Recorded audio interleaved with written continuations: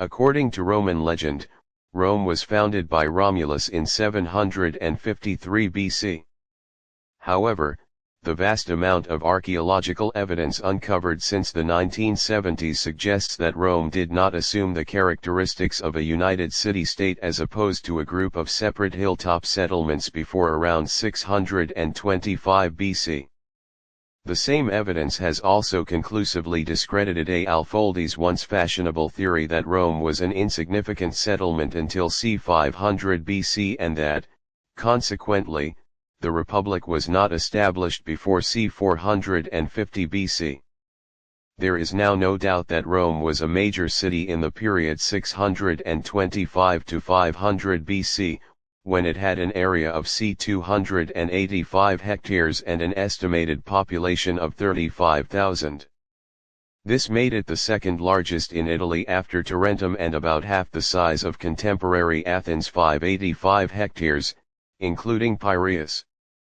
Few scholars today dispute that Rome was ruled by kings in its archaic period, although whether any of the 7 names of kings preserved by tradition are historical remains uncertain.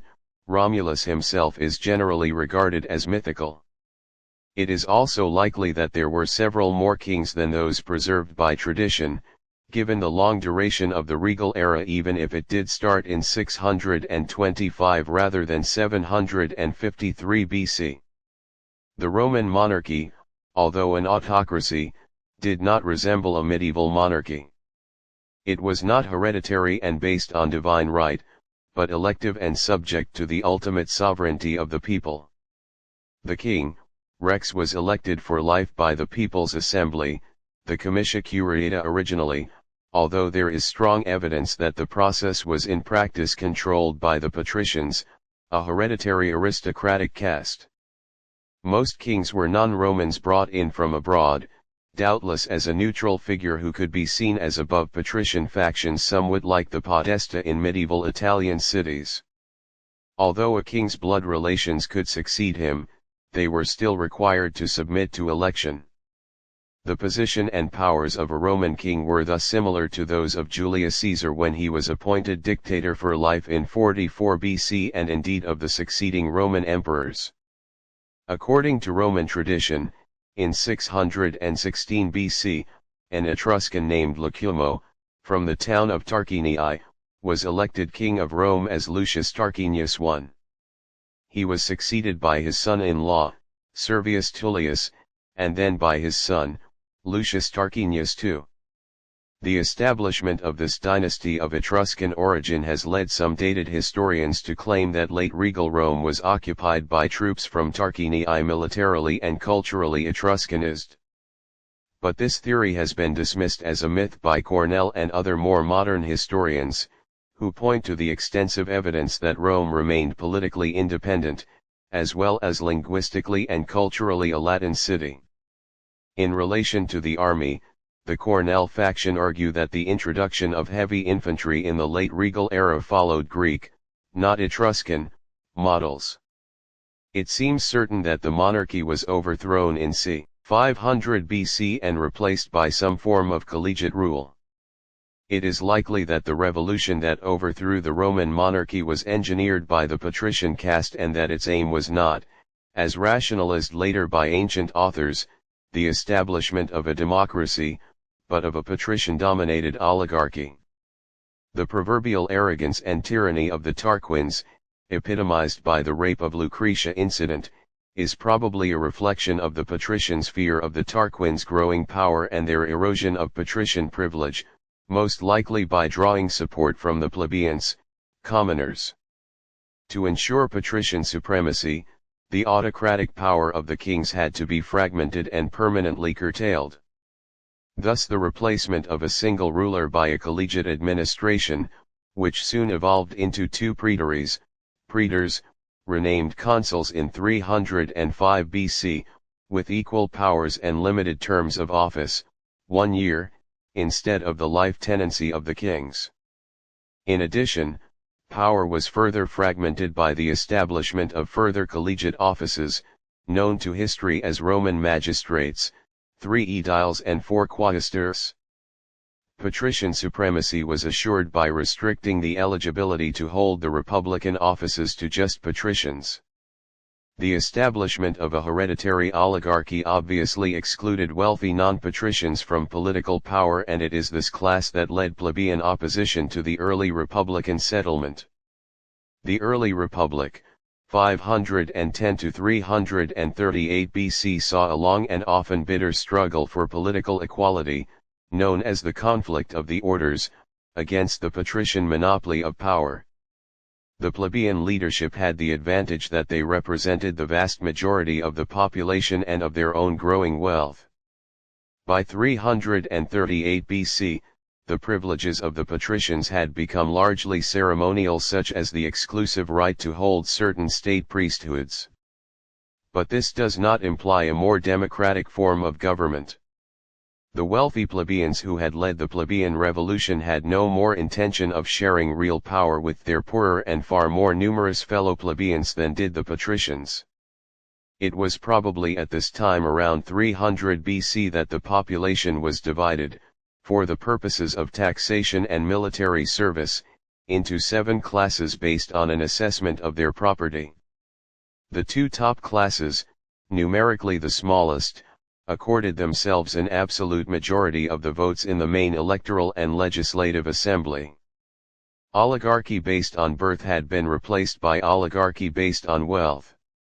It appears likely that Rome in the period 550 to 500 BC, conventionally known as the period that it was ruled by the Tarquin dynasty, established its hegemony over the other Latin city-states of Old Latium, which may have been required to pay tribute.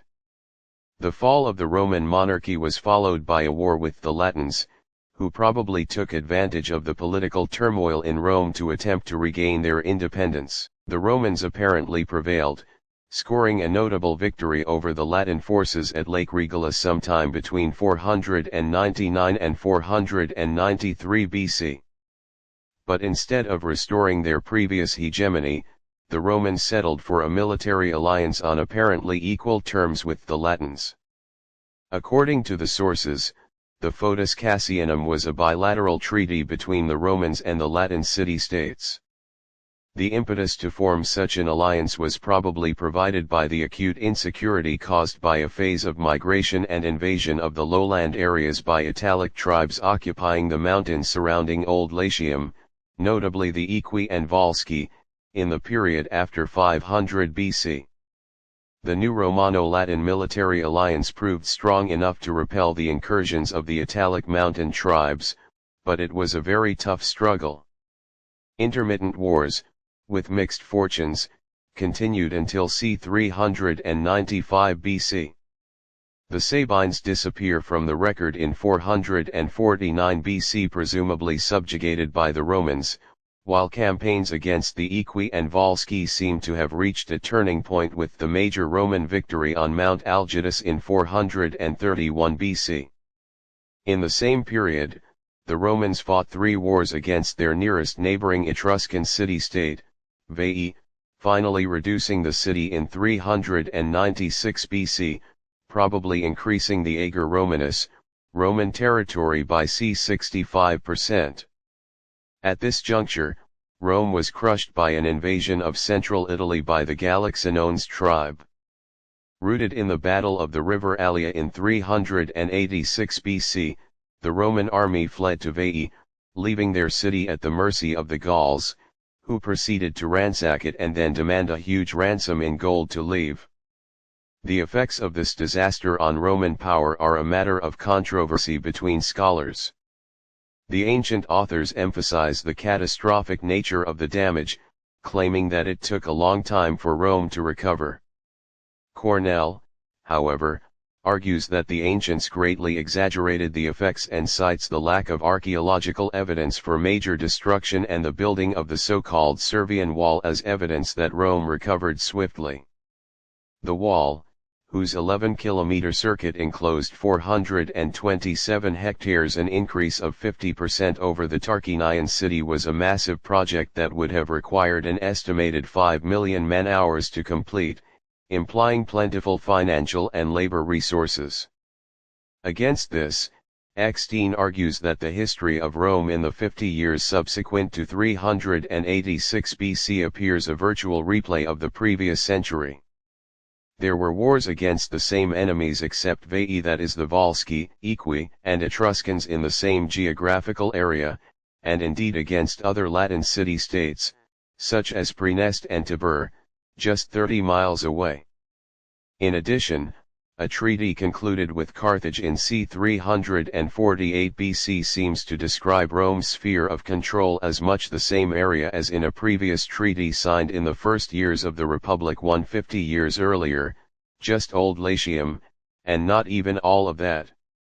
This phase of Roman history ended with the Latin War 341 to 338 BC. The Latin city-states, acting collectively as the Latin League, tried to withdraw from their military alliance with Rome, for fear of the latter's ever-growing political dominance. But the Romans scored a decisive victory, and the Latin city-states were either annexed into Roman territory or tied into satellite status.